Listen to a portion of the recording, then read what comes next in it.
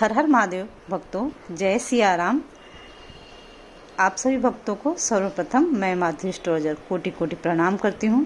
भक्तों, आज का बहुत ही स्पेशल दिन है। आप सबको पता है आज 10 जुलाई है, दिन रविवार का, और आज हम सभी देवसैनी एकादशी सेलिब्रेट कर रहे हैं। देवसैनी एकादशी का अर्थ क्या होता है, सर्वप्रथम वो हम डिस्कस कर लेते हैं। देवसैनी एकादशी के दिन ऐसी मान्यता है, शास्त्रों में ऐसा उल्लेख है कि अपने प्रभु श्री हरि विष्णु भगवान जी पाताल लोक में योग निद्रा में चले जाते हैं। 4 महीने के लिए योग निद्रा में रहते हैं और इस अवधि को ही हम सभी चातुर्मास कहते हैं। इसमें कुछ भक्त चातुर्मास का व्रत भी करते हैं। और जब कार्तिक माह में देवोत्थान एकादशी आती है, तब विष्णु भगवान अपनी योग निद्रा से जाग करके पुनः इस लोक का कार्यभार अपने हाथ में ले लेते हैं। अब जब तक प्रभु योग निद्रा में है, तब तक पृथ्वी का कार्यभार हमारे भोले बाबा संभालते हैं, माता रानी संभालती हैं, गणपति बप्पा संभालते हैं। क्योंकि इसी अवधि के बीच में हम सभी गणेश उत्सव सेलिब्रेट करते हैं। सावन का पवित्र महीना आने वाला है, भोले बाबा की पूजा करते हैं, फिर नवरात्रि भी हम सब सेलिब्रेट करते हैं। तो आपको करना क्या है, इस 4 महीनों में क्या करना चाहिए? देखिए, एक बात याद रखिए, 4 महीनों में हमारे सभी शुभ कार्य करने बंद हो जाते हैं। फॉर एग्जाम्पल, हम गृह प्रवेश नहीं करते, किसी का विवाह नहीं करते, मुंडन नहीं करते हैं। इस प्रकार के सभी कार्य इस समय बंद हो जाते हैं। करना क्या चाहिए? चातुर्मास में अगर आपने व्रत धारण किया है, बहुत अच्छी बात है। अगर आप व्रत नहीं कर सकते हैं तो कुछ नियमों का पालन करना चाहिए। सबसे पहला नियम इसमें ये होता है कि हर रोज हमें भोले बाबा की, सूर्य नारायण भगवान की, गणपति बप्पा की, प्रभु श्री हरि की पूजा अवश्य करनी चाहिए। जी हाँ, पंचामृत से पॉसिबल हो तो आप इनका अभिषेक करें, भोले बाबा का, प्रभु श्री हरि का, गणपति बप्पा का। नहीं पॉसिबल है तो आप गाय के कच्चे दूध से भी अभिषेक कर सकते हैं, उसमें मिश्री मिला लें थोड़ी सी। ऐसा करने से सभी प्रकार के सुख समृद्धि का हमें प्रभु कृपा से आशीर्वाद मिलता है। चातुर्मास में और क्या करना चाहिए प्रभु की कृपा पाने के लिए?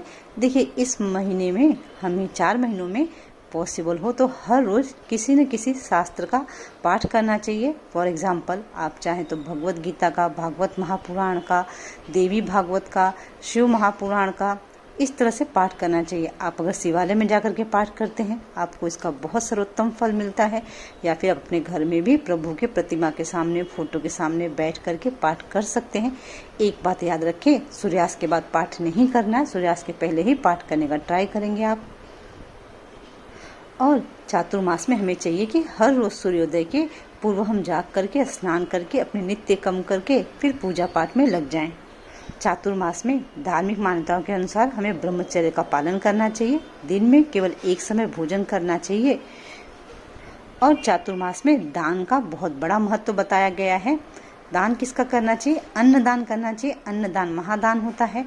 आप चाहें तो वस्त्रों का भी दान कर सकते हैं, या फिर आपको दीपदान भी करना चाहिए। दीपदान आप हर रोज कर सकते हैं, किसी भी मंदिर में जा करके प्रभु के सामने दीपक का दान कर, दीप जला करके। और ऐसी मान्यता है कि चातुर्मास में सत्यनारायण भगवान की कथा सुनने से बहुत लाभ मिलता है। यदि पॉसिबल हो तो हर पूर्णिमा सत्यनारायण भगवान की कथा जरूर सुने। इन शॉर्ट, हमें पूरे चातुर्मास में प्रभु कृपा प्राप्त करने के लिए भजन, कीर्तन, कथा श्रवण करनी चाहिए। ऐसा करने से हमारा मन शुद्ध होता है, और जब मन और बुद्धि शुद्ध होती है तो वो प्रभु की सेवा में अपने आप लग जाती है।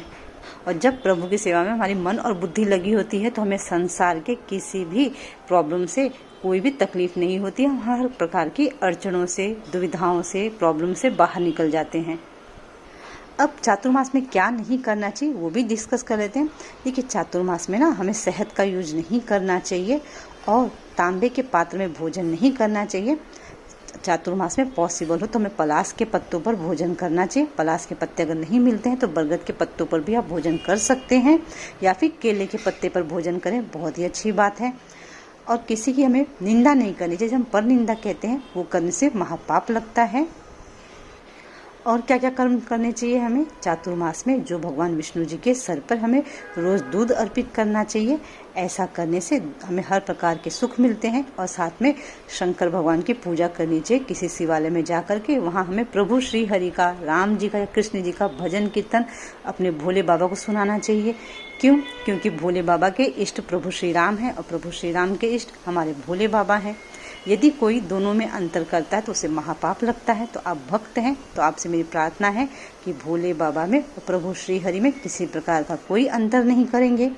चातुर्मास में भगवान जी को तुलसी दल अर्पित करना चाहिए। मैं यहाँ प्रभु श्री हरि की बात कर रही हूँ, उन्हें आपको तुलसी दल अर्पित करना चाहिए।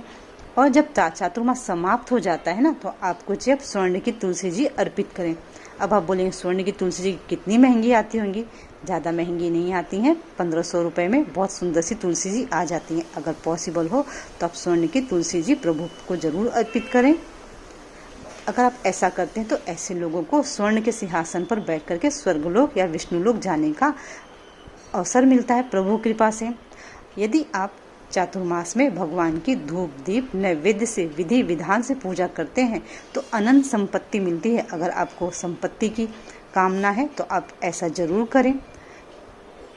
और एक बात आप सबको पता है, हम सभी पीपल के पेड़ को विष्णु भगवान का स्वरूप ही समझते हैं।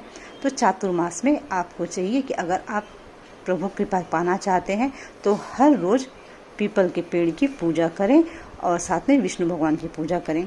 ऐसा करने पे हमें विष्णु लोक की प्राप्ति होती है।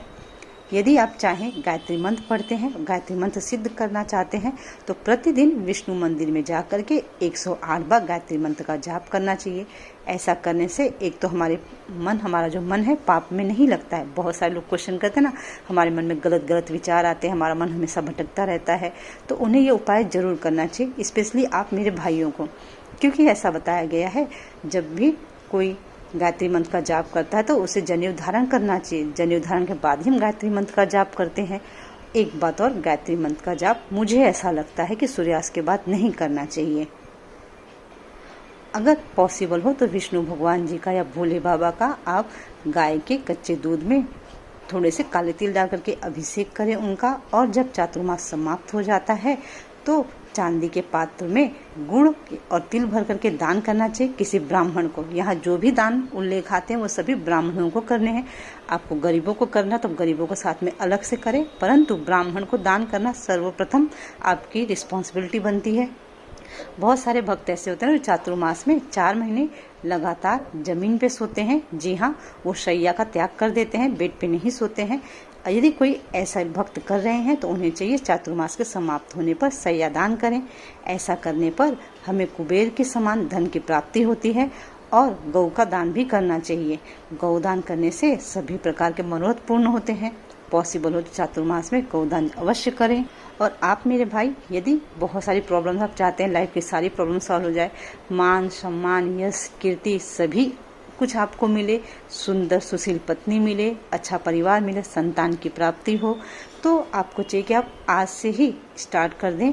क्या स्टार्ट करेंगे आप? आपको विष्णु सहस्त्र नाम का पाठ करना चाहिए या फिर पुरुषोत्तम का पाठ करना चाहिए। जी हाँ, पुरुषोत्तम में प्रभु की बहुत सुंदर व्याख्या बताई गई है।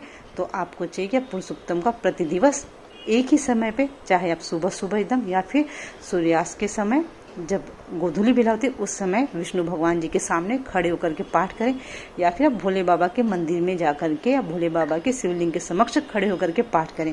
ऐसा करने से देखिए, अगर आप 4 महीने करते हैं ना तो आप कभी भी किसी भी प्रॉब्लम में नहीं आएंगे। आप हर प्रॉब्लम से आसानी से निकल जाएंगे और नाम यश कीर्ति आपकी जो भी विश है वो जरूर पूरी होती है। पर एक बात याद रखें कि आपको नियमों का पालन भी करना चाहिए। ब्रह्मचर्य का पालन करना चाहिए, पर निंदा नहीं करनी चाहिए, सात्विक भोजन करना चाहिए, मन में दूसरों के प्रति दुर्भावना नहीं रखेंगे। अगर आप सभी नियमों का पालन करते हैं तब आपको पाठ का पूरा फल मिलता है। तो मैंने यहाँ अपनी बुद्धि के हिसाब से ट्राई किया, आप सभी के साथ शेयर करूं कि आपको किस तरह से ये 4 महीने में प्रभु की सेवा करनी है, भजन कीर्तन करना है। मुझसे हो सकता है कुछ त्रुटि हुई हो तो आप अपने गुरु से भी जरूर परामर्श करें। यदि आपके गुरु हैं तो आप उनकी बात मान करके उस विधि से 4 महीने में प्रभु की पूजा अर्चना करें।